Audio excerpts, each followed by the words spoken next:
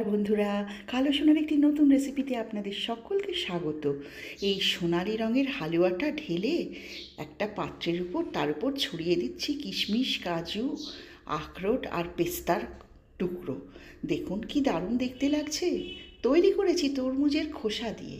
ভাবতেই পারছেন না তাই তো? তরমুজের খোসা দিয়ে তরকারি, মোরব্বা, মিষ্টি অনেক কিছু তৈরি করা যায়।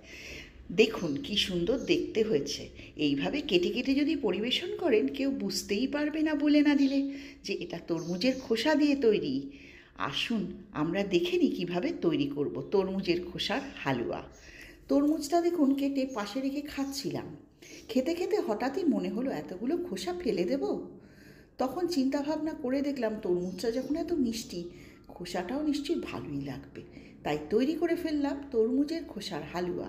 এইভাবে খোসাগুলোকে নিয়ে পেছনের শক্ত যে কালো অংশটুকু আছে বা ডার্ক গ্রিন অংশটুকু আছে সেটাকে এইভাবে আমি পিলার দিয়ে তুলে ফেলেছি। আপনারা বটি দিয়েও কেটে নিতে পারেন। এই শক্ত অংশটা বাদ দিলে পড়ে থাকবে একটা নরম হালকা সবুজ অংশ।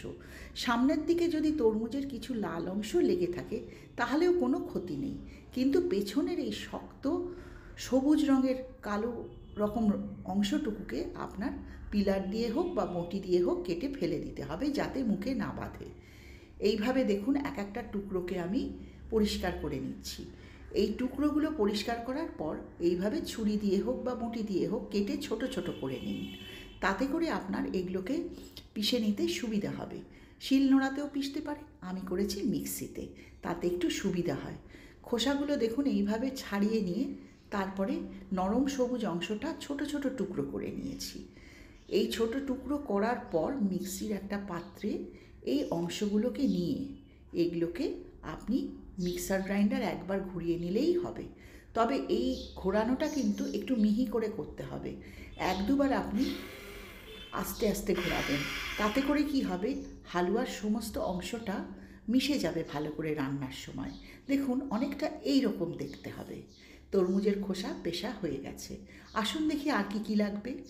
লাগছে 2 চামচ বেসন আর 2 চামচ সুজি।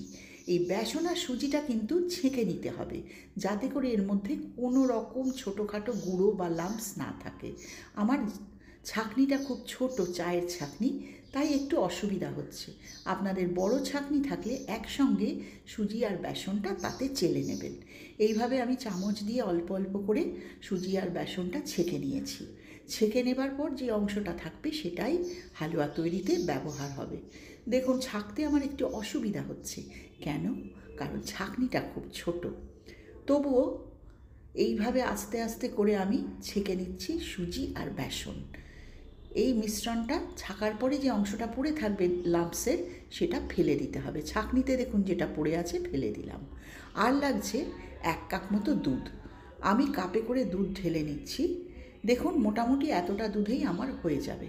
কাপটা যেহেতু বড়, দুধটাও কিছুটা বেশি আছে। আচ্ছা, আর লাগছে চিনি। আমি এখানে 6 চামচ বড় বড় চিনি নিয়েছি, বা হাফ কাপও বলতে পারেন। একটা ননস্টিক প্যানে হালুয়া করছি যাতে আমার নাড়তে সুবিধা হয়। নিয়ে নিলাম চেলে নেওয়া বেসন আর সুজিটা। আর এই দেখুন ড্রাই ফ্রুটসের মধ্যে আমি কিশমিশ, আখরোট, পেস্তা আর কাজু দিয়েছি। আপনারা মনের ইচ্ছা মতো নিতে পারেন ড্রাই ফ্রুটস সাজানোর জন্য। আর লাগবে একটু জাফরান। জাফরানটা আমরা দুধে গুলে রেখে দেবো। এইরকম এতটুকু জাফরান নিয়ে কিছুটা দুধের মধ্যে রেখে কিছুক্ষণ রেখে দিন সাইডে। দুধ দিয়ে আমি ভিজিয়ে দিচ্ছি জাফরানটা। এবার সাইডে রেখে দেবো যাতে রঙটা খুব সুন্দর হয় হালুয়ার। এবার আগুন জ্বালিয়ে ননস্টিক প্যানটা চাপিয়ে দিলাম। ভালো করে রোস্ট করা যাকে বলে, অর্থাৎ সুজি আর বেসন ভাজা ভাজা করে নিন আপনারা। নাড়াচাড়া করতে করতে দেখবেন একটা সুন্দর সুঘ্রাণ বেরোবে। ননস্টিক প্যানে ক্রমাগত নাড়াচাড়া করে সুজি আর বেসনটা ভেজে নিতে হবে। তার মধ্যে দিয়ে দিতে হবে বেশ বড় 2 চামচ ঘি। ঘিটা আমি ঘরে তৈরি করেছি। কোনো একদিন কী করে তৈরি করেছি সেই রেসিপিটাও দেব। সবই প্যাকেটের দুধে করা। এখন তো আর খাঁটি গরুর দুধের কোনো ব্যাপার নেই, প্যাকেটের দুধই ভরসা। এইভাবে দেখুন ঘিয়ে সুজি আর বেসনটা নেড়ে চেড়ে ভেজে নিন। 2টো এলাচ থেঁতো করে নিচ্ছি। আমি হামানদিস্তায় থেঁতো করে নিচ্ছি। এটা পরে দিয়ে দেবো যাতে সুঘ্রাণ বেরোয়। খুব ভালো করে ঘিয়ের মধ্যে সুজি আর বেসনটা ভাজলে অনেকটা এই রকম দেখতে হবে। এরপর পিষে নেওয়া তরমুজের খোসার অংশটা ঢেলে মিশিয়ে দিচ্ছি এর মধ্যে। এইভাবে মিক্সি থেকে আপনি বার করে মিশিয়ে দিন। এইবার হচ্ছে আসল কাজ। এই যে বাংলায় বলে না হালুয়া টাইট করে দেব, কেন বলুন তো? হালুয়া মানেই হচ্ছে খুব নাড়াচাড়া করতে হয়। যে কোনো হালুয়ার প্রধান অংশ হলো নাড়াচাড়া। মিশিয়ে দিন থেঁতো করে রাখা এলাচটা। এইবার আসল হালুয়া তৈরির অংশটা খুব ভালো করে নাড়তে হবে উনুনের উপর, যতক্ষণ না জলীয় অংশটা শুকিয়ে অনেকটা এই রকম দেখতে হয়ে যায়। দেখুন আমার তরমুজের খোসাগুলো মিশে গিয়ে ঘি আর বেসনের সাথে অনেকটা দেখতে এই রকম হয়েছে আর খুব সুন্দর গন্ধ বেরোচ্ছে। এরপর মেশাবেন দুধটা।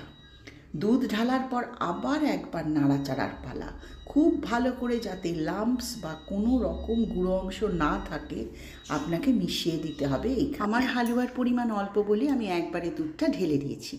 আপনারা কিন্তু হালুয়ার পরিমাণ বেশি হলে অল্প করে দুধ ঢালবেন আর মিশিয়ে নেবেন।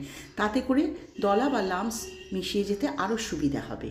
ঠিক এইভাবে নেড়ে নেড়ে আমি দুধটাকে পুরো মিশিয়ে দিয়েছি মিশ্রণটার সাথে। তারপর আমি এর মধ্যে আবার দিয়ে দেব চিনি। খুব নাড়াচাড়া করতে করতে যখন একটু শুকনো ভাব আসবে তখন আমি ঢেলে দিচ্ছি। দেখুন ফুটে উঠেছে মিশ্রণটা। এবার দিয়ে দিলাম চিনি।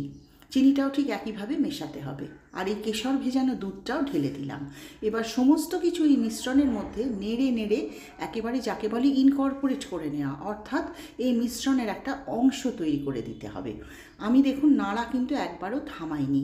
জলীয় অংশটা শুকিয়ে অনেকটা এই ধরনের দেখতে হবে। যত দিন নাড়বেন ততই কিন্তু জলীয় অংশটা শুকিয়ে প্যান থেকে ছেড়ে ছেড়ে আসবে হালুয়া। দেখুন আমাদের হালুয়া তৈরি হয়ে গেছে। আমি এবার ঢেলে নিচ্ছি একটা পাত্রে এবং ঢেলে বেশ সুন্দর করে সমান করে নেব ওপরটা। তার উপর ছড়িয়ে দিচ্ছি ড্রাই ফ্রুটস, অর্থাৎ আখরোট, কিশমিশ, কাজু আর পেস্তার টুকরো, যাতে দেখতে আর খেতে আরও লোভনীয় হয়। আপনারাও এইভাবে তৈরি করুন আর করে জানান এই অভিনব ডিশটা কেমন লাগলো। ভালো লাগে এই রকম আরও রেসিপি দেখার জন্য কালো সোনা চ্যানেলে সাবস্ক্রাইব করার অনুরোধ রইল।